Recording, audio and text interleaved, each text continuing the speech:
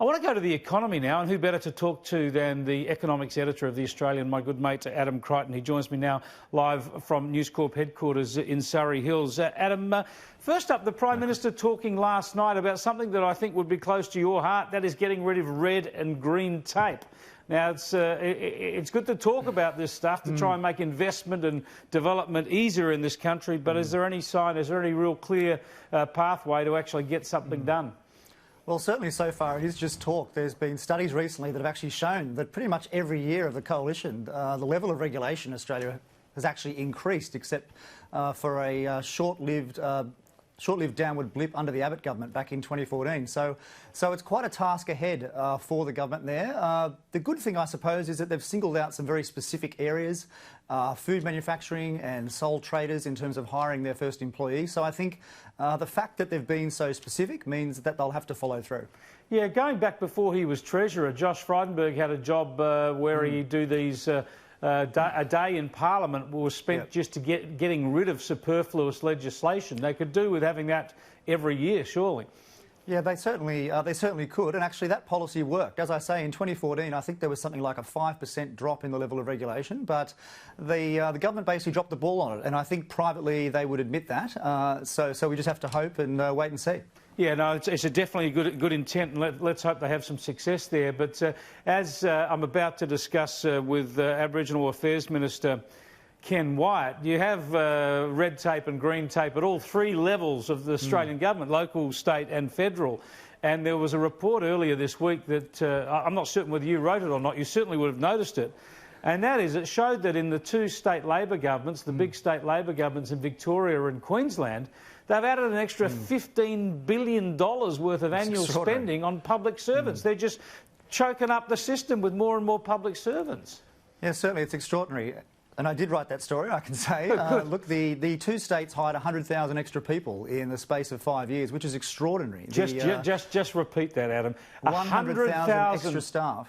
Wow. Yeah, so 53,000, I think, in Victoria and about 43 in Queensland, roughly, extra staff. Now, were these useful staff? Were these teachers, nurses, police officers, or were these largely bureaucrats? Well, look, we don't know the breakdown, but I'd be pretty sure that if you ask residents of both states, they wouldn't actually notice a difference in the level of service. I'd be pretty confident of that. And the wage bill figures are even worse. I mean, the Victorian wage bill figure in 5 years has increased 35%. Even the Auditor General of that state has said, look, this is just crazy. You've got to slow this down. But I think the Andrews government, obviously very confident after its win at the polls, sees fit that it can do what it wants. And look, if you're going to be really cynical, I think this is just buying votes, basically, because, you know, once you know that you've hired these people, of course they're going to vote for you. And, you know, these aren't insignificant numbers of people, as we've just mentioned. Well, they're also propping up the union movement. We know the most highly unionised part of the economy is the public sector, and so they're propping that up, and it props up the union movement and supports their vote. Yeah, just on state governments too. I mean, of course, we do naturally focus on the federal government so much, but it's just worth emphasising how large the state governments are. I mean, for instance, the Queensland government's payroll is much, much larger than the federal government. New South Wales employs 485,000 people, whereas the federal government, I think it's something like 180,000. So, you know, state administrations really do matter, and it's very important that they're efficient with public dollars. Well, this is the trouble, though. They matter, they're massive, as you say, yet they're not responsible for most of their own tax raising. They rely on the federal government tax raising, mainly through the GST. It's a big problem in our system. Look, you've bought into this argument about electric cars. A lot of people worried that if you've got an electric car, of course, you're not really paying anything to go on the roads. You're not paying any fuel excise. And you've drawn the calculation that our blighted farmers, who don't have enough on their plate, are actually subsidising electric vehicle owners.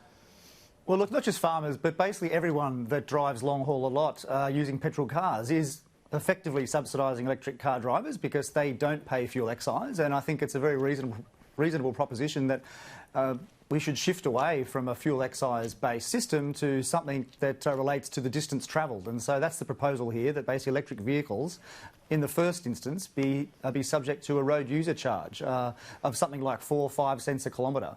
Now, at the moment, electric vehicles are only 0.3% of total sales, so they're extremely small. But the forecasts are that they'll grow to something like 10% of all new sales by the mid-2020s. And if that's the case, significant sums there could be raised, for instance, by state governments, which may give them the freedom to cut less efficient taxes, such as stamp duty on property. We'll see. It'll be a difficult one for them. At the moment, there's a lot of pressure to even subsidise electric cars more. Now, just one final thought I want to get from you is on what's happening at Westpac. Now, outsiders, we might look at it and say that what needs to happen here is a lot of people, apart from just the CEO, people on the board, people in senior management, ought to go after this sort of malpractice has been exposed. But in terms of continuity at the company, that's unlikely. What level of resignations, dispatches do you expect to see? Well, look, I mean, I don't expect to see a great deal, except probably the CEO will go and maybe 1 or 2 board members. But I said on Sky last night, I really think the whole board should go. I mean, I think this is pretty extraordinary that they knew for 3 years that this was going on and effectively didn't really do anything. I mean, I just think for public confidence in the banking system, it should be demonstrated that when there are serious and continual breaches of the law like this, the most senior people have to be held accountable. But look, I doubt that will happen because of the clubby nature of corporate Australia. Indeed. Thanks for joining us, Adam. Appreciate it.